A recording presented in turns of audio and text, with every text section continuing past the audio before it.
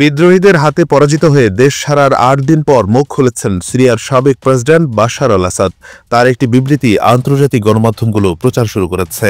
বিবৃতিতে আসাদ বলেন, আমি কখনো সিরিয়া ছাড়তে চাইনি, আমার প্রস্থান পরিকল্পিত ছিল না। আবার কেউ কেউ যেমনটি দাবি করেছেন যে লড়াইয়ের শেষ মুহূর্তে এটি ঘটেছে, তেমনও কিছু হয়নি, বরং আমি ওই সময়ে দামেস্কে ছিলাম। আমার কাজ করে গেছি গত ৮ই ডিসেম্বর রোববার শেষ মুহূর্ত পর্যন্ত। সোমবার সিরিয়ান প্রেসিডেন্সি টেলিগ্রাম অ্যাকাউন্টে বিবৃতিটি পোস্ট করা হয়। আসাদের কাছ থেকে এটি এসেছে বলে ধারণা করা হচ্ছে। যদিও সিরিয়ার প্রেসিডেন্টের টেলিগ্রাম অ্যাকাউন্ট এখন কার নিয়ন্ত্রণে রয়েছে তা স্পষ্ট নয়।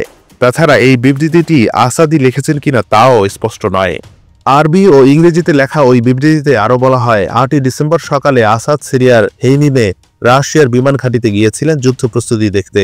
সে সময় ঘাঁটিতে হামলা হওয়ার পর রাশিয়া তাকে সেখান থেকে চলে যাওয়ার অনুরোধ জানায়, কিন্তু ঘাঁটি ছেড়ে চলে যাওয়ার কোনো উপায় না থাকায় সেখানকার সেনা কমান্ড গত ৮ই ডিসেম্বর সন্ধ্যাতেই অবিলম্বে আসাদকে রাশিয়ায় নিয়ে যাওয়ার ব্যবস্থা করে এবং সেখানে চলে যাওয়ার জন্য আসাদকে অনুরোধ জানায় মস্কো।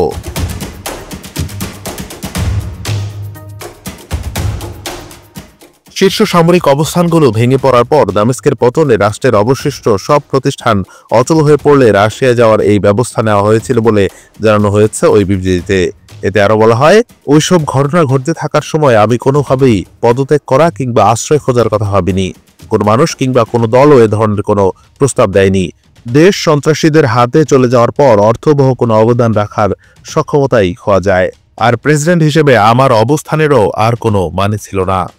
ইসলামপন্থী বিদ্রোহী গোষ্ঠী হায়াত তাহরির আল শামের ১২ দিনের ঝড়ো অভিযানের মুখে দামেস্কের পতনের পর সিরিয়ার কোনো নগরী কিংবা প্রদেশে আসাদের দেখা মেলেনি। সে সময় জল্পনা ছড়ায় তিনি দেশ ছেড়ে পালিয়ে গেছেন। এমনকি সিরিয়ার প্রধানমন্ত্রীও তার সঙ্গে যোগাযোগ করতে পারেননি। এরপর গত ৯ ডিসেম্বরে রাশিয়ার গণমাধ্যম জানায় তাকে সেখানে আশ্রয় দেওয়া হয়েছে। Anwar Hossain, BD archive.